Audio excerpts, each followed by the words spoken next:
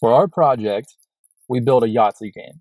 Now I'm going to give you a brief rundown of our source code. Now here we're declaring and initializing many of the JFrame private objects. Now this portion of our code just initializes the majority of our objects. Now coming up, we're going to have a method which is going to actually start the game. That's going to contain everything we need to actually run the game. All right, to continue on, as we see here, this is the play game method, and where the players will be prompted to enter their name. And we're coming up on the turn reset. This is going to reset the player's turn after the second player has went, so each round. And this is to make the north region. We have our game broken down into several regions, and you'll see once we get into the actual game.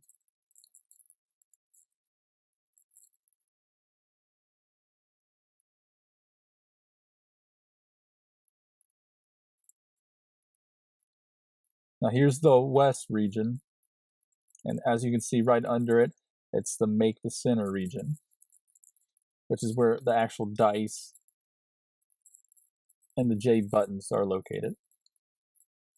Okay, so we're coming up on the update dice method.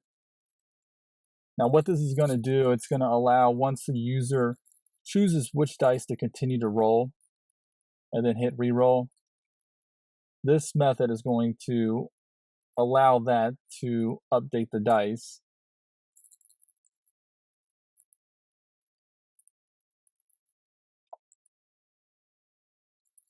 Here's another region method.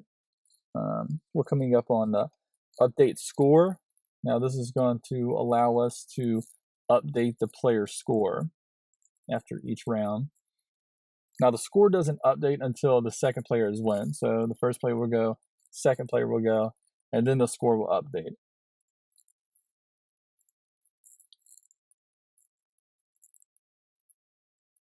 Here's just another region. It's the south region, which contains the actual categories that the player will pick. Here we have a list of all the action listeners. We decided to design it with an action listener for player 1 and then one for player 2 with the same content within each one. Now we're getting to the display the winner. This is going to determine who the winner was between player 1 or player 2 and display the congratulations screen. And lastly, we have our dice array that's going to be converted into an int array. And that's it. Let's go ahead and jump on over to our game where I'll take you through a quick tutorial.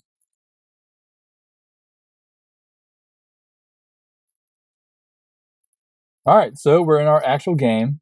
As you can see here, it says, please submit a player name. So I'll go ahead and enter my name and enter John as the second player. Now I hit submit. Now if it's been a while since a player has played and they forget the rules, or the player happens to be a new player that's never even played Yahtzee, they can go to help and then just select guide. Here they can find the actual rules for the game and how the categories are scored.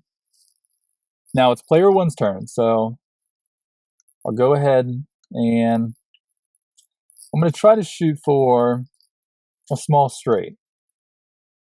So I got 2, 3, 4, 5. Let me just try to go for a large. There you go. I got a large straight, so I'll just select that. Now you don't have to go all the way through the rolls. You can select whenever you want to, whenever you feel like you've got what you want. So here I got 3, 4, 5, 6. So I'm just going to go ahead and select a small straight. Now the score column is over here. And as you can see, a large straight is 10 points more than a small straight. And like what I covered in the code, as you can see here, player 2's category is not visible. And this just helps to allow the players to know whose player's turn it is.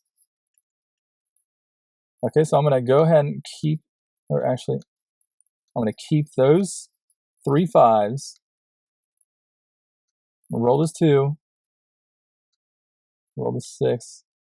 Okay, so I got 4 5s. I can either choose the 5s here, or I could do 3 of a kind, 4 of a kind. I could do chance if I wanted to. I'm going to go ahead and do 4 of a kind. Now with this first initial roll, I got a large straight right off the bat. So what I'm going to do is I'm just going to select large straight. Okay, so I just got a full house, so I'm going to select the full house. Now here, I don't have the necessary criteria to match the Yahtzee category. So we designed it to have a message pop up alerting the player that they do not have the specific criteria for the category. And that's not just for the Yahtzee category. If the dice doesn't match a certain criteria, this window will pop up. All right, so it's the second player's last turn, and I ended up getting a full house. So I'm going to go ahead and select the full house category. Now this window will pop up, and it will alert the players who's the winner, which in this case is John. So now the game is over.